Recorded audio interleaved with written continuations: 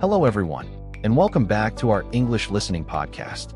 My name is Alex, and I'm very happy to be here with you today. Hi everyone. I'm Laura. Thank you for listening, whether you are at home, at work, or maybe walking outside. We're glad you're spending a few minutes with us.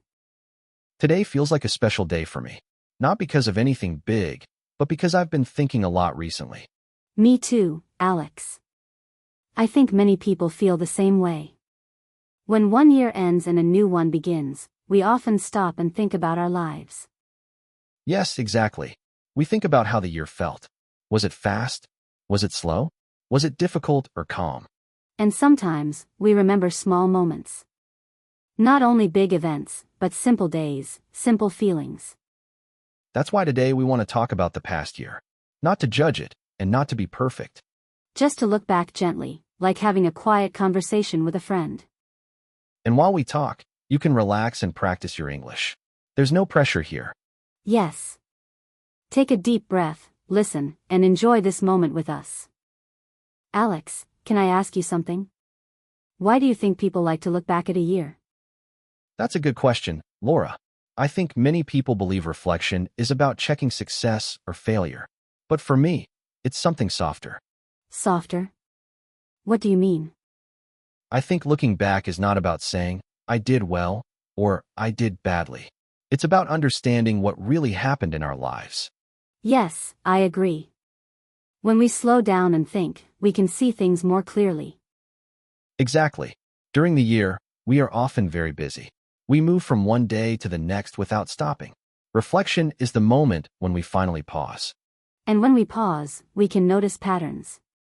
Maybe we see what made us tired. Maybe we see what made us happy. That's right. Reflection helps us understand ourselves, not to blame ourselves. I like that idea. Sometimes people are afraid to look back because they think they will feel bad. Yes, but reflection doesn't have to be negative. It can be kind. It can be honest. Also, when we look back, we can see that not every difficult moment was a mistake. Some difficult moments were lessons. Some slow days helped us rest. Some hard choices helped us grow. So looking back is not about living in the past. No, it's about learning from the past so we can move forward with more calm and clarity. That's a beautiful way to start a new year. When I think about last year, the first word that comes to my mind is fast. Fast? Tell me more. Yes, the year felt very fast for me. I woke up early, went to work, came home late, and did the same thing again the next day. Weeks passed quickly. I understand that feeling. When our days look similar, time seems to disappear. Exactly. I worked a lot last year. I had many tasks and many deadlines. Sometimes I didn't even notice the months changing. For me, it was a little different. Some parts of the year felt fast, but other parts felt very slow. Really? Which parts felt slow for you? The beginning of the year felt slow.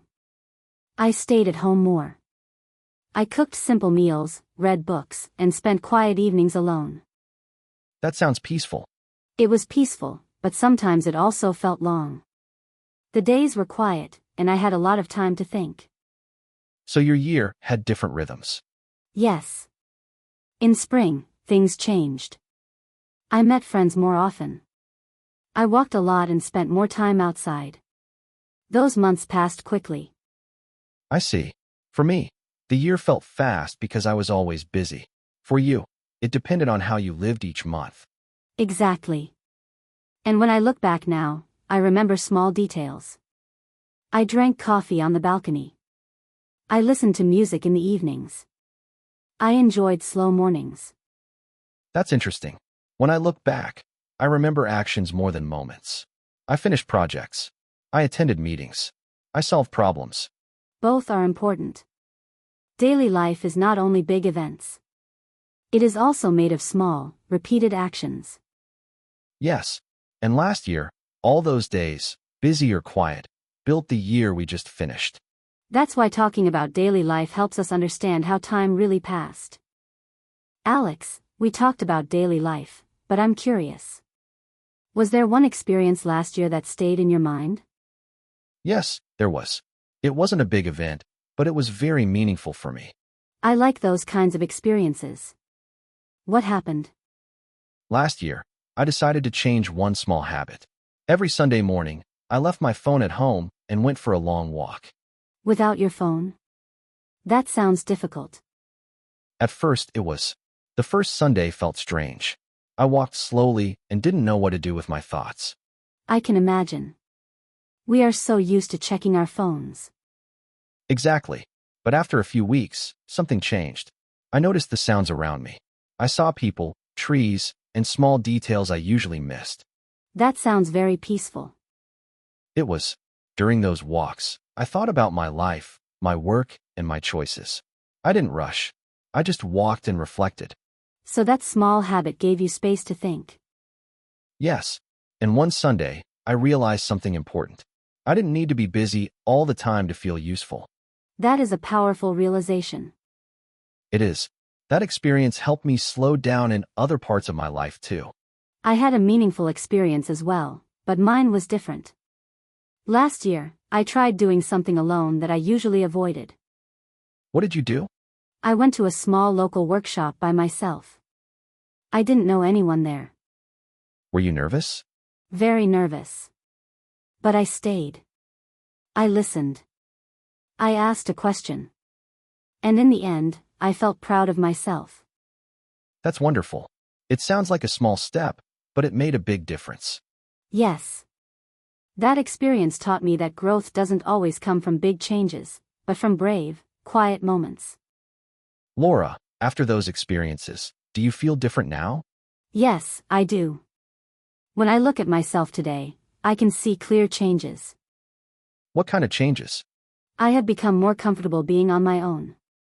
Before, I avoided situations where I had to do things alone. And now? Now, I have learned that being alone doesn't mean being lonely. It can be calm. It can be strong. That's an important change. For me, those quiet walks have also changed how I live now. In what way? I have slowed down. I don't rush as much as I used to. I have started listening more, both to myself and to other people. That sounds like a healthy change. It is. I have noticed that I make better decisions when I take my time. So these changes didn't happen in one day. No, not at all. They happen little by little. But they are still with me now. That's why the present perfect tense feels so natural here. The past experience is finished, but the result is not finished. Exactly. I have changed my habits, and those habits are part of my daily life today. I feel the same. I have become more confident in small ways. I speak up more. I trust myself more. And these changes affect how you see the future too. Yes. Because of what I have learned, I feel calmer about what comes next. So when we look back at experiences, we don't just remember them. We carry them with us. We have grown, even if the change feels quiet. And sometimes, those quiet changes are the most important ones. Alex, we've talked about experiences and changes, but I want to ask you something deeper. Okay, I'm ready. When you look back at the year, what was the biggest lesson you learned? That's not an easy question. I needed some time to understand it. Take your time. Big lessons don't come quickly. I think my biggest lesson was this. Doing less can sometimes bring better results. That sounds interesting. Can you explain? For a long time, I believed that being busy meant being useful. I filled my days with tasks, plans, and goals. Many people think that way. Yes, but last year, I noticed something. When I tried to do everything, I did nothing very well. So what changed? I started choosing more carefully. I stopped saying yes to everything. I focused on fewer things. And how did that feel? At first, it felt uncomfortable. I worried that I was missing opportunities. But over time, I felt lighter. Lighter is a good word. I had more energy. I paid more attention. I felt more present in my daily life. That's a powerful lesson. Doing less, but doing it better. Exactly.